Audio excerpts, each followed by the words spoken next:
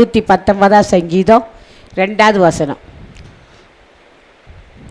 அவரை முழுதத்தோடும் தேடுகிறவர்கள் பாக்கியவான்கள். அவரை முழுதத்தோடு தேடுகிறவர்கள் பாக்கியவான்கள்.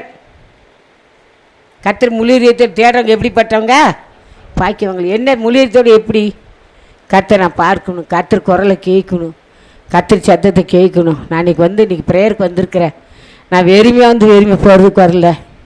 எப்படியாவது என் தகப்பனுடைய குரலை கேட்கணும், என் ஆண்டவராக இயேசுகிட்ட கேட்கணும்னு சொல்லி தேடுறவங்க எப்படிப்பட்டவங்க? பாக்கியவான்கள். சிலர் என்ன செய்வாங்க, நான் சொன்னதே சொல்லுவாங்க, என்ன சொல்கிறாங்கன்னே தெரியாது, வார்த்தை சொல்லி சொல்லி அதவே செவிப்பாங்க. அப்படி இல்லை.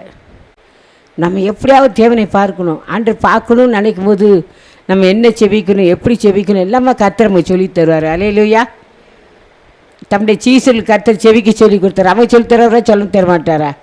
கர்த்தர் தான் சொல்லி தருவார். நம்ம அப்படி முழுதத்தோடு செவிக்கணும். சரி, முழுதத்தோடு செவித்த பக்தர்களை பார்க்க போகிறோம். யாரெல்லாம் அப்படி செவித்தா அப்படின்னு சொல்லி முதலாக பார்க்குறோம். தாவீது சொல்கிறாரு, 27 சங்கீதம் 8வது வசனம்.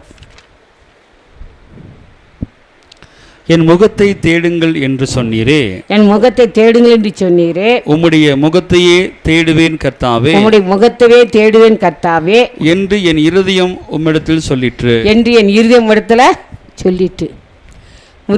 என்னை தேடுன்னு சொன்னீங்களே கர்த்தாவே, நான் என்ன செய்வேன்?